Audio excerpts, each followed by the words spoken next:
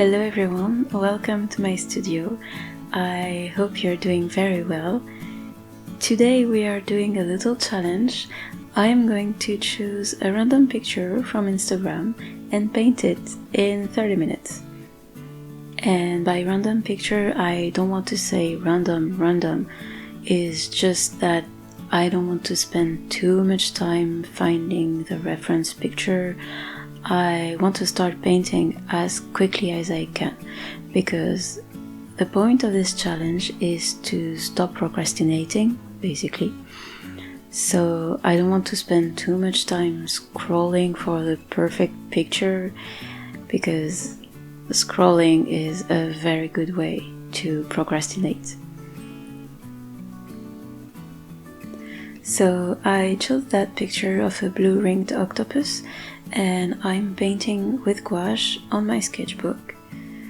I set up a timer for 30 minutes. I don't want this painting to be too long, and that way I know I don't have time to think.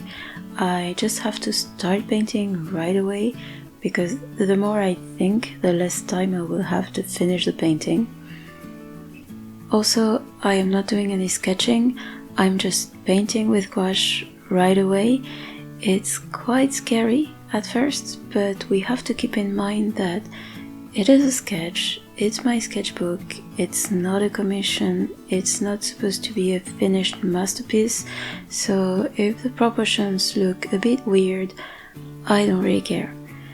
And also, I'm painting an octopus. They have no skeleton and they are weirdly shaped anyway. So even if it's not really like the reference picture, nobody will know. This is an exercise, alright? We are not aiming for a super realistic look. We just want to catch very quickly the important shapes of the subject. As soon as I have finished the outline and the general shapes of the octopus, I paint a background. So here I chose a light blue. So it's better to not go too dark at first, even if you darken the color later on.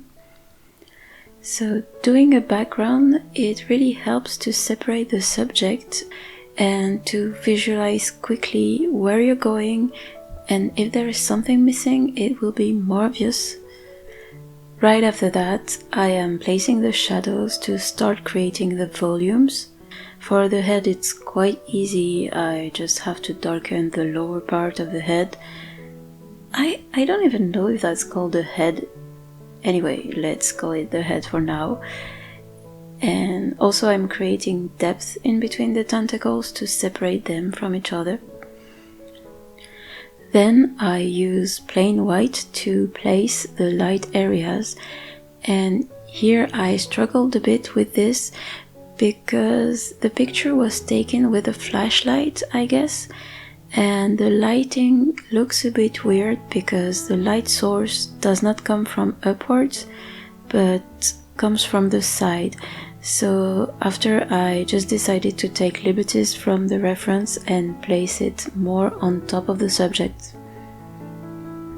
So while I am struggling with the volumes of the tentacles, I wanted to talk a bit more about procrastination and why do we procrastinate? Why do I procrastinate? I mean, I absolutely love to paint. I have time to paint. I have the tools. Why is it so hard to start? Why is it so hard to put myself in front of my sketchbook and start something? It's not a rhetorical question. I mean, I think there are real reasons. And I think one of the reasons to this is, of course, fear of failure. I am afraid to confront the result. I am afraid that I will be disappointed. I am expecting something from the result, and I feel that each time I take a brush, this has to be a masterpiece. This has to be the best painting that I ever made, and this is just not possible. Progress is definitely not linear. there is a lot of work and a lot of failures behind any step forward. I cannot only paint pieces that require all my attention and a complete control of what I'm doing. I cannot have these high expectations each time I take a brush. This is too much pressure, and this is killing the pleasure that I have when I paint. And this exercise really helps with this fear of failure, because I am setting a timer and I know I am not going to paint a masterpiece in 30 minutes, I don't have that pretension, so this is just 30 minutes. It doesn't have to be a big deal. It really, really helps to lower the expectations that I have on myself. So I really encourage you to do this challenge if you want to paint, have been wanting to paint for a few days or weeks, and for some reason you don't know why, you're afraid, or it's never the right moment. To be honest, I have been doing this exercise for quite some time now, and it has really, really helped me a lot in my artistic journey, and also it has greatly improved my paintings. So yeah, that's why I wanted to share this with you today.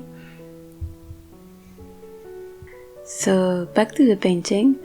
At that point, I realized I was 22 minutes in and I was nowhere near finished. But the thing is, at that point, I really, really wanted to finish it. So it really worked. I did that challenge of 30 minutes painting because I wanted to trick my brain into starting something. Just saying to my brain, just go ahead. This is just 30 minutes, don't worry.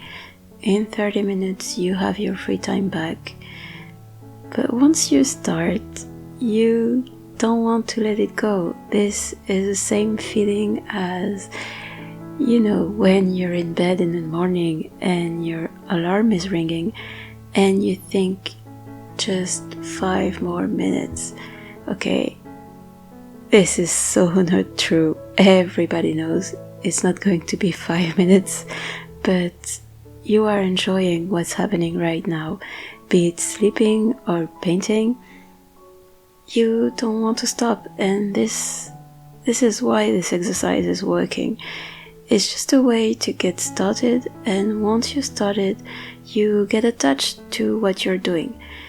And this is why doodling before a painting session is so important, because you get into that mood of painting, and all the questions that you had in mind before, like, will I waste my time?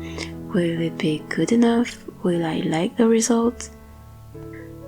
At that point, it's not like you answered those questions, it's just that don't matter that much anymore. And if after 20 minutes you are struggling, you're in hell, and you don't like what you're doing, then you just stop at 30 minutes. I mean, you push through the finish line and you call it done, and that's it. But if you like what you're doing, you are going to continue. And that's what happened here.